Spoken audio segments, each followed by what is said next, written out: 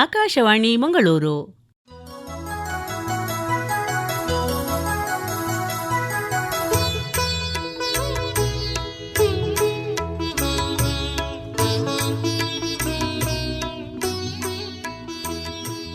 ಕಾವ್ಯಯಾನ ಬತ್ತಲೇಶ್ವರ ಕವಿ ವಿರಚಿತ ಕೌಶಿಕ ರಾಮಾಯಣ ಕಾವ್ಯದ ವಾಚನ ವ್ಯಾಖ್ಯಾನ. ಇಂದಿನ ಕಾರ್ಯಕ್ರಮದಲ್ಲಿ ವಾಚನಕಾರರಾಗಿ ಭಾಗವಹಿಸುತ್ತಾರೆ ಎಚ್ ಯಜ್ಞೇಶ್. ವ್ಯಾಖ್ಯಾನಕಾರರು ಸರ್ಪಂಗಳ ಈಶ್ವರ ಭಟ್. ಇದೀಗ ಕೇಳಿ ಕಾವ್ಯಯಾನದ 44ನೇ ಹೆಜ್ಜೆ. ಶ್ರೀರಾಮ ಲಕ್ಷ್ಮಣರು ವಾಸವಾಗಿದ್ದಂತಹ ಪರ್ಣಕುಟೀರಕ್ಕೆ ಪುರುಷಾತಿಕ್ರಮಣವನ್ನು ಮಾಡುವಂತಹ ಉದ್ದೇಶದಿಂದ ಬಂದಂತಹ ಶೂರ್ಪನಖೆಗೆ ಸರಿಯಾದ ಶಿಕ್ಷೆಯನ್ನೇ ಶ್ರೀರಾಮನ ಆದೇಶದ ಮೇರೆಗೆ ಲಕ್ಷ್ಮಣ ಶೂರ್ಪನಖೆಗೆ ವಿಧಿಸಿದ್ದಾನೆ. ಅವಳ ಮೂಗು ಕಿವಿಗಳನ್ನು ಕತ್ತರಿಸಿದ್ದಾನೆ. ಹೀಗೆ ವಿಕಾರ ರೂಪವನ್ನು ಹೊಂದಿದಂತಹ ಶೂರ್ಪನಖೆ ತನಗಾದಂತಹ ಈ ಅನ್ಯಾಯ, ತನ್ನ ಮೇಲಾದಂತಹ ಈ ದೌರ್ಜನ್ಯವನ್ನು ತನ್ನ ಅಣ್ಣನಾದಂತಹ ಖರಾಸುರನಿಗೆ ನಿವೇದಿಸಬೇಕು ಎನ್ನುವ ಉದ್ದೇಶದಿಂದ ಆ ಕಡೆಗೆ, ಅಂದರೆ ಜನಸ್ಥಾನದ ಕಡೆಗೆ ಓಡೋಡಿ ಓಡೋಡಿ ಹೋಗುತ್ತಾ ಇದ್ದಾಳೆ. ಅವಳ ಬೊಬ್ಬೆಯನ್ನು ಕೇಳಿದಂತಹ ಅಲ್ಲಿಯ ರಾಕ್ಷಸ ಮಂದಿ ಇವಳ ಆಗಮನವನ್ನೇ ಕಾಯುತ್ತಾ ಇದ್ದಾಳೆ. ಹಾ ಹಾ ಹಾ ಬಂದಳಲ್ಲ, ಹೇಗೆ ಬರ್ತಾ ಇದ್ದಾಳೆ? ತೆಕ್ಕು ಒಳ್ಳೆಯ ಬಿಟ್ಟ ಮಂಡೆಯ ಉಕ್ಕಿ ನೊರೆಗಟ್ಟಿ ಇಳಿವ ರಕ್ತದಲ್ಲಿ ಅಕ್ಕೆ ಬಾಯತ್ತಣದು ಕೇಳ್ದರದೇನ್ ಅದೇನಾಯಿತು ಆಗ ರಕ್ಕದನೇ ನಿನ್ನಳಿಯ ನಳಿದನು ಸೊಕ್ಕಿ ಮಾನವ ಮೂಗ ಕೊಯ್ದನು ಧೊಕ್ಕನೆ ಏಳನೇ ಕದಡಿದ ಕ್ಷಣ ಧನುಜನ ಸ್ಥಾನ ಆಗ. ಮೈಯಿಂದ ಸುರಿಯುವಂತಹ ರಕ್ತ, ಇಡೀ ಮೈ ಕೆಂಪು ಕೆಂಪಾಗಿದೆ.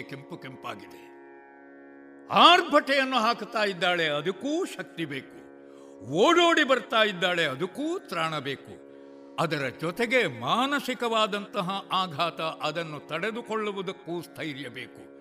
ಇದು ಯಾವುದೂ ಇಲ್ಲದಂತಹ ಶೂರ್ಪನಖೆ ಅವಳ ಹೊಟ್ಟೆ ಕಮ್ಮಾರನ ತಿಥಿಯ ಹಾಗೆ ಮೇಲೆ ಕೆಳಗೆ ತೇಕುತ್ತಾ ಇದ್ದಾಳೆ.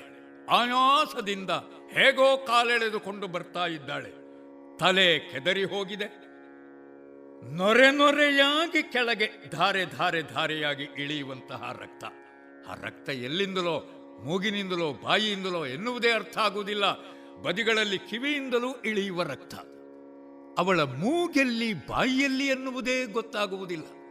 ಅಣ್ಣ ಅಂತ ಬೊಬ್ಬೆ ಹಾಕ್ತಾಳೆ, ಆದರೆ ಕೇಳುವವರ ಕಿವಿಗದ ಅಣ್ಣ ಅಂತ ಕೇಳುವುದಿಲ್ಲ. ಸಿರಿಬಾಯಿ ಇದ್ದ ಹಾಗೆ ಸ್ಪಷ್ಟ ಆಗುವುದಿಲ್ಲ.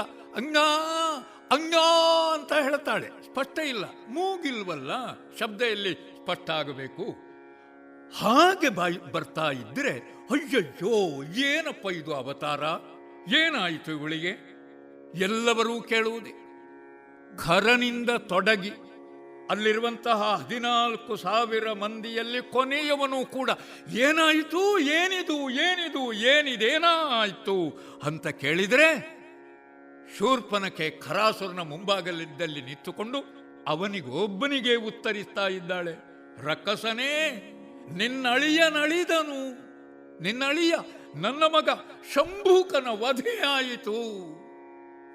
ಆ ಶಂಭೂಕನ ವಧೆಗೆ ಸೇಡನ್ನು ತೀರಿಸಿಕೊಳ್ಳುವುದಕ್ಕೆ ಅಂತ ಶಂಭೂಕನ ವಧೆಯನ್ನು ಮಾಡಿದಂತಹ ಆ ಮಂದಿಯನ್ನು ಹುಡುಕುತ್ತಾ ಹೋದೆ. ಅವರು ಮಾನವರು, ಎಲ್ಲಿಯೋ ಉತ್ತರದಿಂದ ಬಂದವರು, ಪಂಚವಟಿಯಲ್ಲಿ ವಾಸವಾಗಿದ್ದಾರೆ. ಅವರಲ್ಲಿ ಒಬ್ಬ ಮಾನವ. ನಾನು ಕೇಳುವುದಕ್ಕೆ, ವಿಚಾರಿಸುವುದಕ್ಕೆ ಹೋದರೆ ನನ್ನ ಮೂಗನ್ನೇ ಕೊಯ್ದ, ಕಿವಿಗಳೂ ಇಲ್ಲ. ಈ ರೀತಿಯಲ್ಲಿ ಮಾನಭಂಗವಣ್ಣ, ನೀನು ಹೀಗೆ ಕೂತರಾಗಲಿಕ್ಕಿಲ್ಲ. ಈ ಕ್ಷಣಕ್ಕೆ ಏಳಬೇಕು. ಮಾನವರಿದ್ದಾರೆ, ಅವರ ಮೇಲೆ ಸೇಡು ತೀರಿಸಿಕೊಳ್ಳಬೇಕು. ಆಗಲೇಬೇಕಿದು. ಈಗಲೇ ಹೇಳಿ ಹೊರಡಿ ಹೊರಡಿ ಎಲ್ಲವರೂ ಸಿದ್ಧರಾಗಿ ಯುದ್ಧಕ್ಕೆ. ತನ್ನ ಗರ್ಜನೆಯಿಂದ ಅವರೆಲ್ಲರನ್ನು ದಿಗಿಲುಗೊಳಿಸ್ತಾ ಆ ಕ್ಷಣಕ್ಕೆ ಅವರೆಲ್ಲ ಸಿದ್ಧರಾಗುವ ಹಾಗೆ ಮಾಡಿದ್ದಾಳೆ. ಶೂರ್ಪನಖಿಯ ಸಾಮರ್ಥ್ಯ ಏನೂ ಸಣ್ಣದಲ್ಲ, ರಾವಣನ ತಂಗಿಯಲ್ವೇ. ಮುತ್ತಿದನು ಕರನೊಂದು ಮುಖದಲ್ಲಿ, ಮತ್ತೆ ದೂಷಣನೊಂದು ದೆಸೆಯಲಿ, ಇತ್ತಲೊಂದೆಸೆಗವಿದು ಮುತ್ತಿದ ತ್ರಿಶಿರನೆಂಬವನು ಒತ್ತಿ ಬರುತ್ತಿರೇ ಗೆ ಲಕ್ಷ್ಮಣನು ತಾ ಮತ್ತೆ ದಳಭೇದನಗೆ ನೇಮವನಿತ್ತು ನೋಡನೆ. ತಮ್ಮ ಸೈರಿಸೋ ಸೈರಿಸೋ ಎಂದ ಸಿರಿರಾಮ.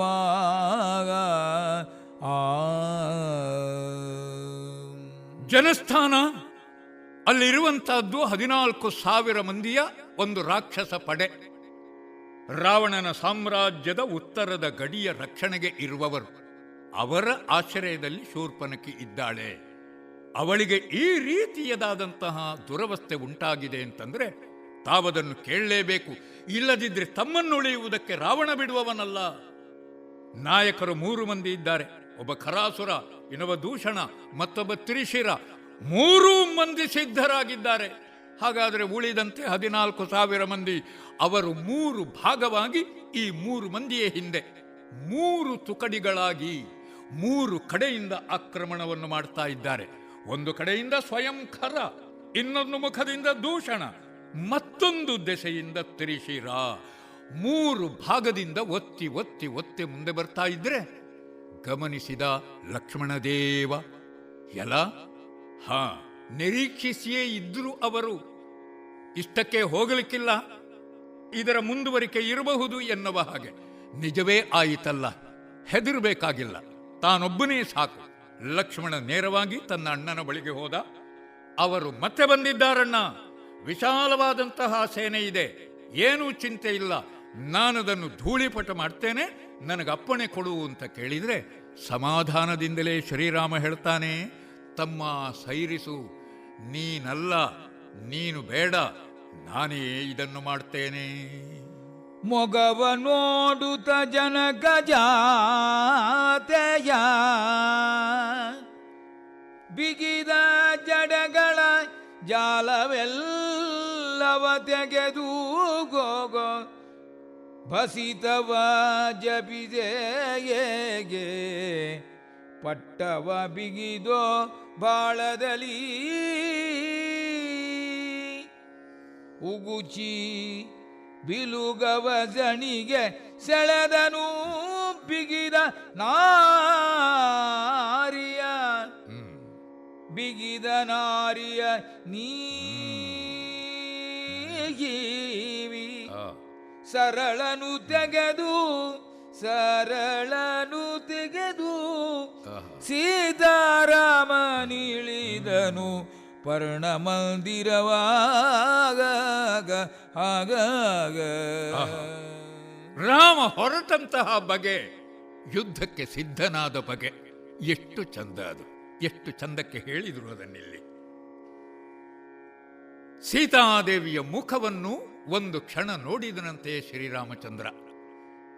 ಆ ನೋಟದಲ್ಲಿ ಎಲ್ಲವೂ ಉಂಟು. ಕಾಡಿನಲ್ಲಿ ಏನನ್ನು ಕಾಣಬೇಕಾಗಿತ್ತೋ ಅದನ್ನೇ ಕಾಣ್ತಾ ಇದ್ದೇವೆ ಸೀತಾ. ಆದರೆ ಭಯ ಪಡಬೇಕಾಗಿಲ್ಲ, ನಾನಿದ್ದೇನೆ. ಭರವಸೆಯನ್ನೂ ಅವಳಿಗೆ ಕೊಟ್ಟು ಸಿದ್ಧನಾದ ಹೋರಾಟಕ್ಕೆ ತಾನೇ ಅಣಿಯಾಗುತ್ತಾ ಇದ್ದಾನೆ. ಇದು ತನ್ನ ಯುದ್ಧ, ರಾಕ್ಷಸ ಸಂಹಾರ. ಬಿಡಿಸಿ ಬಿಡಿಸಿ ನೇತಾಡ್ತಾ ಇದ್ದಂತಹ, ಹೆಗಲ ಮೇಲೆಲ್ಲ ಬಿದ್ದಿದ್ದಂತಹ ಆ ತನ್ನ ಕೂದಲ ಜಡೆಗಳನ್ನು ಅದನ್ನೆಲ್ಲ ಒಟ್ಟು ಮಾಡಿ ಗಂಟಾಗಿ ಮೇಲ್ಭಾಗಕ್ಕೆ ಕಟ್ಟಿದ್ದಾನೆ.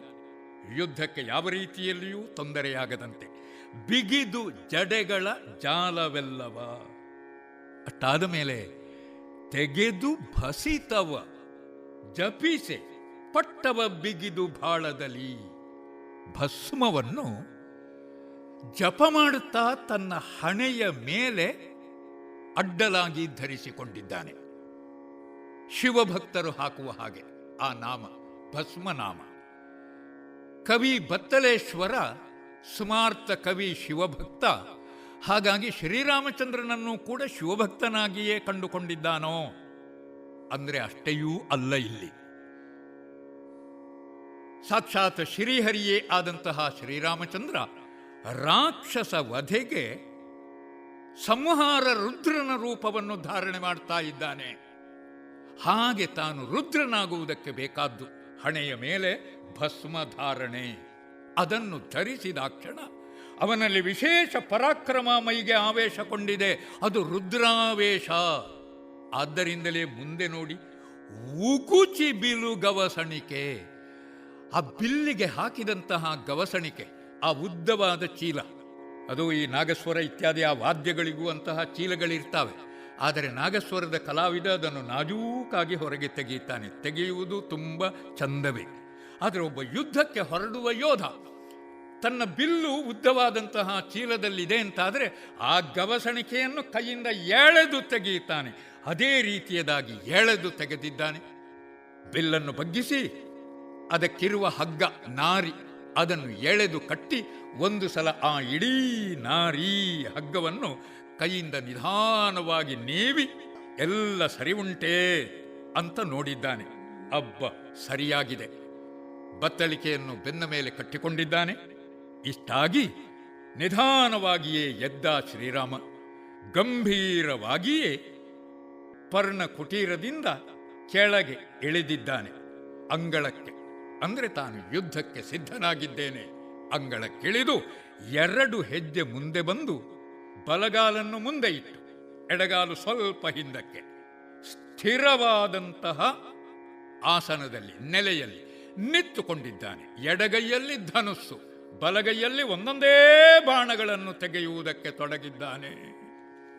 ತೂರಿದನು ಮಂತ್ರಾಸ್ತ್ರಗಳವನು, ತೋರಿದನು ಕೈಲಾಗುವೆ ಗದಿ. ತೂರಿದನು ಮಂತ್ರಾಸ್ತ್ರವನು ಹಲವನು, ತೋರಿದನು ಕೈಲಾಗುವೆ ಗದಿ. ತೂರಿದನು ಕೈದುಗಳ 32 ಭೇದದಲ್ಲಿ ತೂರಿದನು. ಹಾರಿದಂತಧೈರ್ಯವು ಅಪದೆಸೆ ಮೀರಿ ಬಂದುದು. ಬಳಿಕ ಧನುಜನ 3 ಬಾಣದಿ ಚಿರವನೆಚ್ಚಾಡಿದನು. ರಘುನಾಥ ರಘುನಾಥ. ಬಾಣವರ್ಷವನ್ನು ಸುರಿಸುವುದಕ್ಕೆ ತೊಡಗಿದಂತಹ ಶ್ರೀರಾಮಚಂದ್ರನ ವೈಭವ ಅದು. ಮಂತ್ರಾಸ್ತ್ರ ಹಲವು, ಒಂದಕ್ಕಿಂತ ಹಿಂದೆ ಇನ್ನೊಂದು, ಅದಕ್ಕಿಂತ ಮತ್ತೆ ಮತ್ತೊಂದು, ನಿರಂತರವಾಗಿ ಬಗೆ ಬಗೆಯ ಮಂತ್ರಾಸ್ತ್ರಗಳನ್ನು ಬಿಡುತ್ತಲೇ ಹೋದ. ಆ ಒಂದೊಂದು ಅಸ್ತ್ರವನ್ನು ಬಿಡುವಲ್ಲಿಯೂ ಕೂಡ ಶ್ರೀರಾಮಚಂದ್ರನ ಕೈಲಾಗು, ಕೈ ಚಳಕ. ಅಬ್ಬ, ಅದು ಏನು ತೆಗೆದದ್ದು ಗೊತ್ತಾಗಲಿಲ್ಲ, ಜೋಡಿಸಿದ್ದು ಗೊತ್ತಾಗಲಿಲ್ಲ. ಬಾಣ ಮಂತ್ರ ರೂಪದಲ್ಲಿ ಆ ಮಂತ್ರಾರ್ಥವನ್ನು ತನ್ನ ಮೈಯಲ್ಲಿ ಧರಿಸಿ ಬೆಂಕಿಯಾಗಿಯೋ, ನೀರಾಗಿಯೋ, ಪರ್ವತವಾಗಿಯೋ, ಎಲ್ಲ ಸರ್ಪವಾಗಿಯೋ ಪರಿವರ್ತನೆಗೊಂಡಾಗ ಮಾತ್ರ ಗೊತ್ತಾಗುತ್ತದೆ. ರಾಕ್ಷಸ ಸೇನೆಯನ್ನು ಸಂಹಾರ ಮಾಡುವುದಕ್ಕೆ ತೊಡಗಿದೆ. ಅದೇ ರೀತಿಯಲ್ಲಿ 32 ಬಗೆಯ ಆಯುಧಗಳನ್ನು ಕೂಡ ಎಸೆಯುತ್ತಾ ಇದ್ದಾನೆ. 32 ಆಯುಧಗಳು ಅಂತ ಪ್ರಸಿದ್ಧವಾಗಿವೆ. ಹಸಿಯೋ, ಕುಂತವೋ, ಪರಶುವೋ, ಪರಿಘವೋ, ಪಟ್ಟಸವೋ, ಇಲ್ಲ ತೋಮರವೋ, ಗದೆಯೋ, ಇಂತಹ ಆಯುಧಗಳು ಅನೇಕ. ಆ ಆಯುಧಗಳನ್ನು ಕೂಡ ಒಂದೊಂದಾಗಿ ಒಂದೊಂದಾಗಿ ಒಂದೊಂದಾಗಿ ಎಸೆಯುತ್ತಾ ಇದ್ರೆ 3 ಕಡೆಯ ಸೇನೆಗಳಿಗೆ ಏಕ ಪ್ರಕಾರವಾಗಿ ಘಾತಿಯನ್ನುಂಟು ಮಾಡಿದ್ದಾನೆ. 3 ಕಡೆಯಲ್ಲಿ ಸೇನೆಯೇ ಉಂಟು. 3 ನಾಯಕರ ನಾಯಕತ್ವದಲ್ಲಿ, ಮುಂದಾಳತ್ವದಲ್ಲಿ ಅವರನ್ನಷ್ಟೂ ಮಂದಿಯನ್ನು ದೆಸೆಗೆಡಿಸ್ತಾ ಇದ್ರೆ ಅವರಿಗೆಲ್ಲ ಸೋಲದ ಸ್ಥಿತಿ ಬಂದೊದಗಿದೆ. ಅನೇಕ ರಾಕ್ಷಸರು ಈಗಾಗಲೇ ಹೊರಗಿದ್ದಾರೆ. ಕೊನೆಗೆ ಮತ್ತೆ 3 ಪ್ರತ್ಯೇಕವಾದಂತಹ ಬಾಣಗಳಿಂದ ಈ 3 ಮಂದಿಯ ಶಿರವನ್ನು ಒಂದೇ ಸಲಕ್ಕೆ ಭೇದಿಸಿ ಬಿಟ್ಟಿದ್ದಾನೆ ಶ್ರೀರಾಮಚಂದ್ರ. ಬಿದ್ದನ ಸುರನು ರಾಮನು ಅನಿಬರ ಗೆದ್ದನು ಅಸುರರನು ಎಂದು ಸುರರು ಉಬ್ಬೆದ್ದು ಗುಡಿ ಕಟ್ಟುತ್ತ ಸುರಿದರು ಪುಷ್ಪವೃಷ್ಟಿಯನು. ಗೋ ಬಿದ್ದು ಶಾಕಿನಿಯರಿಗೆ ಹೇಳಿತು. ಹೊದ್ದಿದರ ಹೊರವಾದ ನಿತ್ತಲು ಮುದ್ದು ಜಾನಕಿಯಡೆಗೆ ಬಂದ ವಿಭೂತಿ ಭೂಷಣನು. ಈ ಯುದ್ಧವನ್ನು ಗಗನದಲ್ಲಿದ್ದುಕೊಂಡು ನೋಡ್ತಾ ಇದ್ದಾರೆ ದೇವತೆಗಳು. ಕ್ಷಣ ಕ್ಷಣಕ್ಕೂ ಏನಾಗ್ತದೆ ಆ ರೋಚಕವಾದಂತಹ ಸನ್ನಿವೇಶ ಅದನ್ನು ಅನುಭವಿಸ್ತಾ ಇದ್ದಾರೆ. ಏನದು? ಬೆಳಗಿನ ಹೊತ್ತು ಶ್ರೀರಾಮಚಂದ್ರ ಆ ಅಂಗಳದಲ್ಲಿ ಸಿದ್ಧನಾಗಿ ನಿಂತುಕೊಂಡದ್ದು, ವೀರನಾಗಿ ಪರಾಕ್ರಮಿಯಾಗಿ. ಇನ್ನೂ ಮಧ್ಯಾಹ್ನವಾಗುವುದಕ್ಕೆ ಮೊದಲು, ಅಂದರೆ ಒಂದು ಹೊತ್ತಿನಲ್ಲಿ ತನ್ನ ಒಂದು ಹೆಜ್ಜೆಯನ್ನೂ ಕದಲಿಸದೆ 3 ನಾಯಕರ ಸಹಿತವಾಗಿ 14,000 ಮಂದಿಯನ್ನು ನೆಲಕ್ಕೆ ಒರಗಿಸಿದನಲ್ಲ. ಅಸುರರೆಲ್ಲ ಬಿದ್ದು ಹೋದರು. ಬಿದ್ದನಸುರರು ರಾಮನನಿಬರ ಗೆದ್ದ ಎನ್ನುವ ಹಾಗೆ ಜಯಘೋಷವನ್ನು ಮಾಡ್ತಾ ಇದ್ದಾರೆ. ಅವರಿಗದೊಂದು ದೊಡ್ಡ ಸುದ್ದಿ. ಒಬ್ಬ ಇನ್ನೊಬ್ಬನಿಗೆ ಹೇಳುವುದು, ಅವನು ನೋಡಿದ್ದಾನೆ, ನೋಡಿದವನು ಕೂಡ ಇವನಿಗೆ ಅದನ್ನೇ ಹೇಳುವುದು, ಇವನು ನೋಡಿದ್ದಾನೆ. ಆದರೂ ಸಂಭ್ರಮಿಸುವಂತಹ ಬಗೆಯದು. ಹೀಗೆ ದೇವತೆಗಳು ಸಂಭ್ರಮಿಸ್ತಾ ಇದ್ದಾರೆ. ಗಗನದಲ್ಲೇ ಗುಡಿ ತೋರಣಗಳನ್ನು ಕಟ್ಟುವುದಕ್ಕೆ ತೊಡಗಿದ್ರು, ಅಂದರೆ ಅಲಂಕರಿಸಿದ್ರು ಅಂತ ಸಂಕಲ್ಪದಿಂದಲೇ. ಅಲ್ಲೆಲ್ಲ ಚಿತ್ರ ವಿಚಿತ್ರವಾಗಿ ಎಲ್ಲ ಕಡೆ ಒಂದು ಚುನಾವಣೆಯನ್ನು ಗೆದ್ದಾಗ ಕಾಣ್ತೇವಲ್ಲ, ಏನು ಧ್ವಜಗಳು, ಏನು ತೋರಣಗಳು, ಇಡೀ ಮಾರ್ಗದುದ್ದಕ್ಕೂ ಕೂಡ ಅದೇ ರೀತಿಯಲ್ಲಿ ಆಕಾಶದಲ್ಲಿ ಕಾಣ್ತಾ ಇವೆ. ಅಷ್ಟೂ ಸಂಭ್ರಮ ಅಲ್ಲಿ ಮಾತ್ರವೋ ಅಂತ ಕೇಳಿದರೆ ಇಲ್ಲ, ಕೆಳಗೂ ಉಂಟು. ಕೆಳಗೆ ಸಂಭ್ರಮ ಯಾರಿಗೆ? ಶಾಕಿನಿ ಡಾಕಿನಿಯರಿಗೆ, ರಣ ಪಿಶಾಚಿಗಳಿಗೆ. ಯಾಕಂದರೆ ಅವರಿಗೆ ಔತಣ. ಅದು ಎಂತಹ ಔತಣ? ಹೀಗೆಲ್ಲ ಗೆದ್ದಾಗ ಸಾಮಾನ್ಯ ಔತಣ ಸಾಕಾಗುವುದಿಲ್ಲ, ಅದು ಬಾಡೂಟವೇ ಆಗಬೇಕು. ಅದು ಯಾವುದೇ ಬದಲಾವಣೆ ಬರಬೇಕಾದರೂ ಬಾಡೂಟ, ಊಟದ ಮೇಲೆಯೇ ನಿರ್ಣಯವಾಗುವುದು, ಇನ್ನು ಮುಂದೆ ಏನು ಅಂತ. ಹಾಗೆ ಶಾಕಿನಿ ಡಾಕಿನಿಯರಿಗೆ ಔತಣ ದೊರಕಿತು. ಶ್ರೀರಾಮಚಂದ್ರ ಅವ ಈಗಲೂ ಮೊದಲಿನ ಸಮಾಧಾನ ಚಿತ್ತದಲ್ಲೇ ಇದ್ದಾನೆ. ಹೊದ್ದಿದರ ಹೊರೆವಾತ, ಯಾರು ತನ್ನನ್ನು ಆಶ್ರಯಿಸಿದ್ದಾರೋ ಅಂತಹವರನ್ನು ಹೊರೆಯುವವ, ಪಾಲಿಸುವವ, ರಕ್ಷಿಸುವವ. ಅವನನ್ನು ಹೊದ್ದಿದವರು ಯಾರು? ದೇವತೆಗಳು. ಅವರನ್ನು ಯಾವತ್ತೂ ರಕ್ಷಿಸ್ತಾನೆ. ಅಷ್ಟು ಮಾಡಿದ ಮೇಲೆ ತನ್ನರಸಿ ಮುದ್ದು ಜಾನಕಿಯ ಮುಖವನ್ನು ನೋಡುವುದಕ್ಕೆ ಮತ್ತೆ ತಿರುಗಿದ್ದಾನೆ. ಮೊದಲು ಅವಳ ಮುಖ ನೋಡಿ ಹೊರಟದ್ದು ಅವಳಿಗೆ ಭರವಸೆ ಕೊಟ್ಟು, ಈಗ ಮತ್ತವಳ ಮುಖವನ್ನು ನೋಡುವುದು, ನೋಡಿದೆಯಲ್ಲ ಎನ್ನುವ ಹಾಗೆ ಬಂದಿದ್ದಾನೆ. ಯಾರು ಅಂತ ಕೇಳಿದರೆ ವಿಭೂತಿ ಭೂಷಣ. ಅವ ಹಾಕಿದಂತಹ ವಿಭೂತಿ ಅದು ಇನ್ನೂ ಹಾಗೇ ಉಂಟು. 14,000 ಮಂದಿಯನ್ನು ಒರಗಿಸಿದ್ದಾನೆ. ಎಷ್ಟು ದೀರ್ಘ ಯುದ್ಧ, ಆದರೆ ಆ ಹಣೆಗೆ ಹಚ್ಚಿದ ವಿಭೂತಿ ಮಾಸಲಿಲ್ಲ. ಅಷ್ಟೇ ಅರ್ಥವೇ ಅಲ್ಲವಪ್ಪ. ಅವ ನಿಜವಾಗಿ ಹಣೆಯ ವಿಭೂತಿಯನ್ನಿಲ್ಲಿ ಹೇಳಿದ್ದೇ ಅಲ್ಲ, ಅವನ ಪರಮಾತ್ಮ ವಿಭೂತಿಯಲ್ಲವೇ ಶ್ರೀರಾಮನಲ್ಲಿರುವಂತಹದ್ದು. ವಿಭೂತಿ ಪುರುಷನೇ ಇದ್ದಾನವ, ಅವನಿಗೆ ಹಣೆಗೆ ಯಾಕೆ ವಿಭೂತಿ? ಸ್ವಯಂ ಅವನೇ ವಿಭೂತಿ, ಮಹಿಮಾವಂತ. ತನ್ನ ರಸಿ ಜಾನಕಿಯನ್ನು ಬಂದು ಮತ್ತೆ ಕೂಡಿಕೊಂಡಿದ್ದಾನೆ.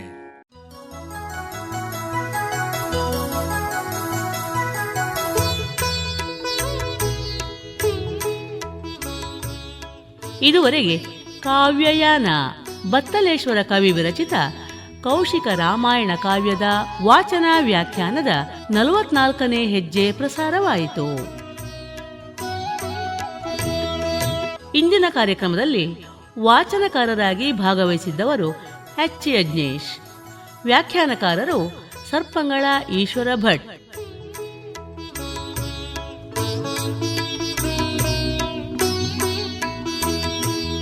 ನಿರ್ಮಾಣ ಸಹಾಯ ಗೀತಾ ಉದಯ ಭಟ್.